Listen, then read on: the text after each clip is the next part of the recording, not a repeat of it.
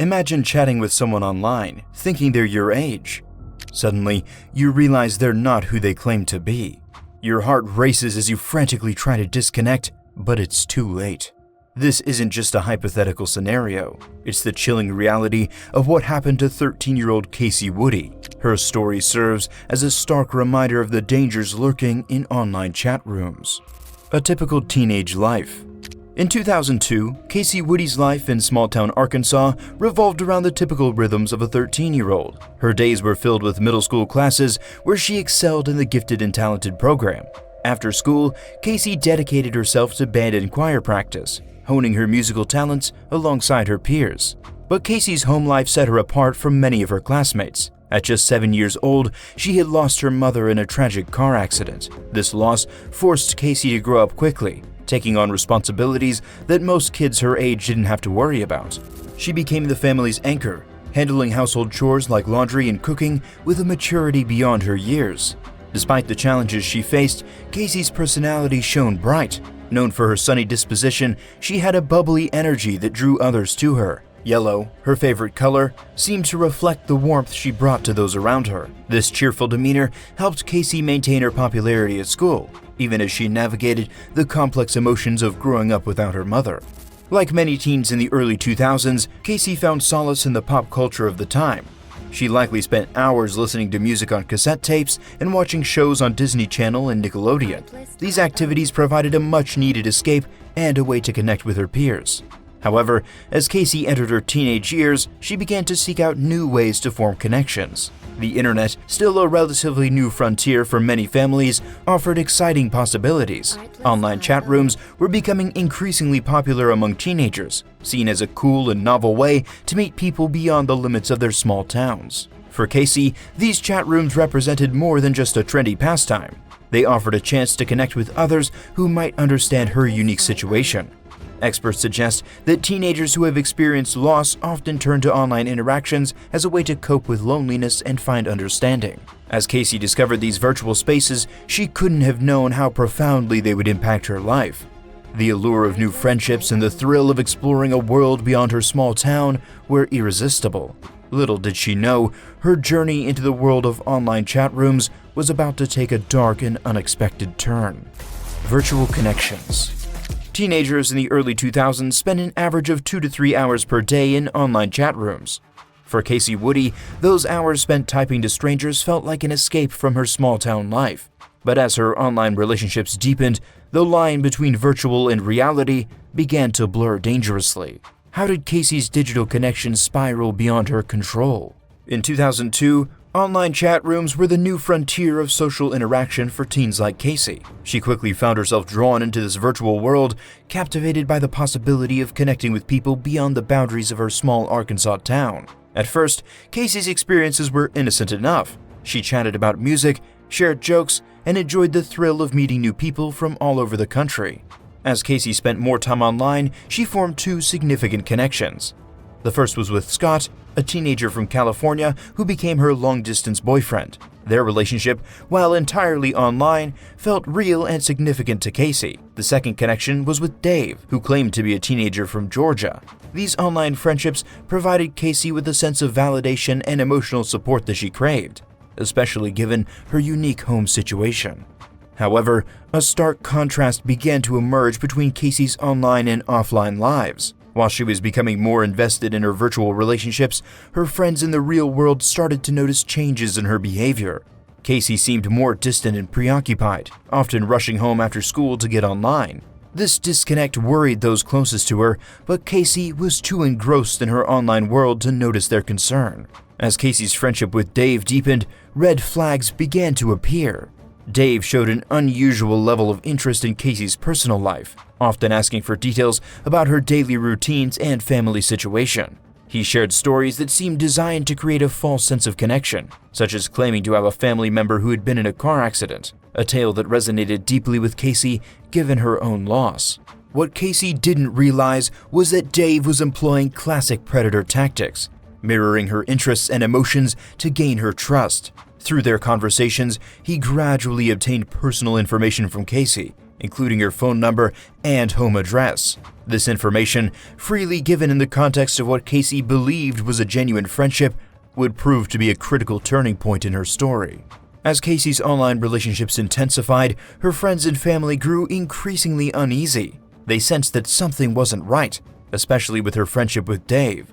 But how could they make Kacie understand the potential dangers lurking behind the computer screen? Warning signs. Sometimes, the very traits that make teenagers unique can also make them vulnerable.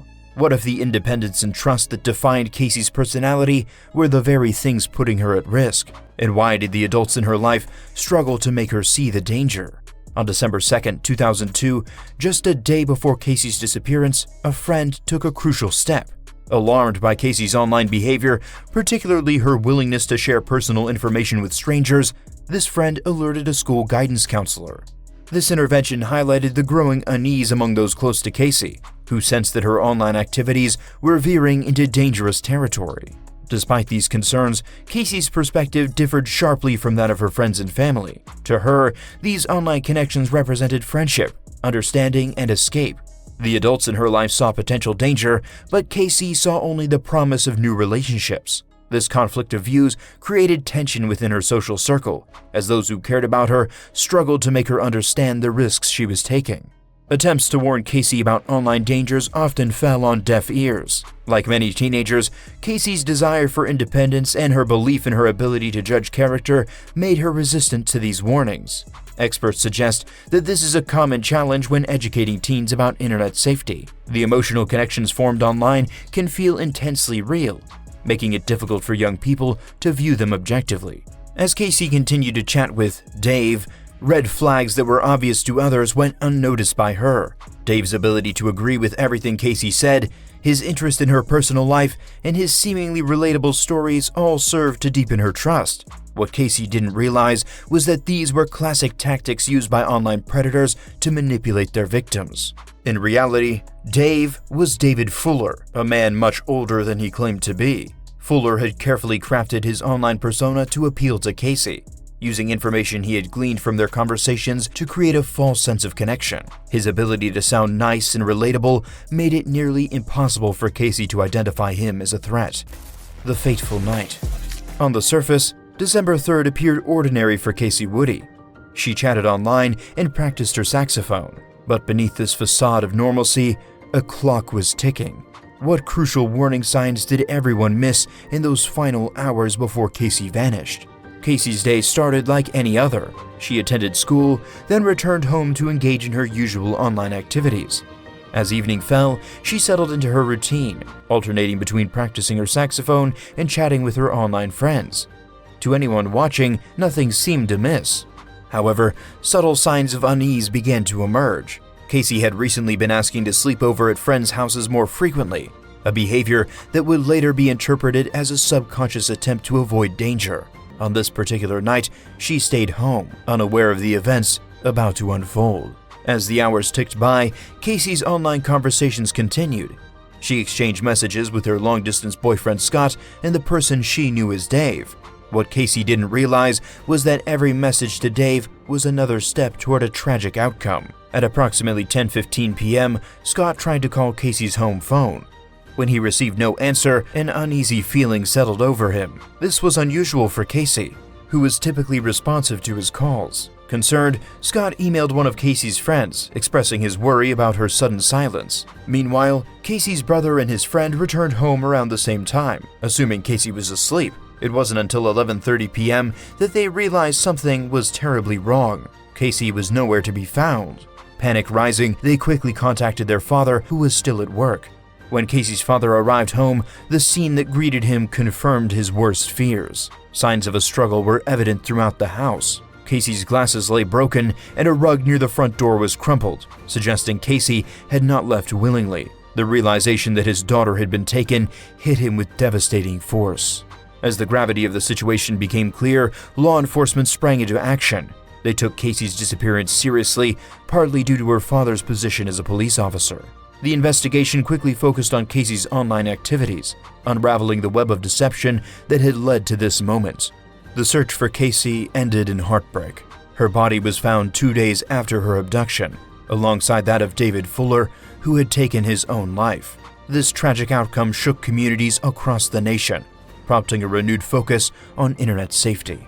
In response, Kacie's family and friends established the Kacie Woody Foundation. This organization now travels throughout the United States, sharing Kacie's story and educating others about the dangers of online interactions. Their efforts have contributed to a significant increase in internet safety education, with many programs now emphasizing parental involvement and awareness of children's online activities. Kacie's story serves as a stark reminder of the importance of vigilance in the digital age. As we navigate online spaces, we must remain aware of potential risks and take steps to protect ourselves and our loved ones.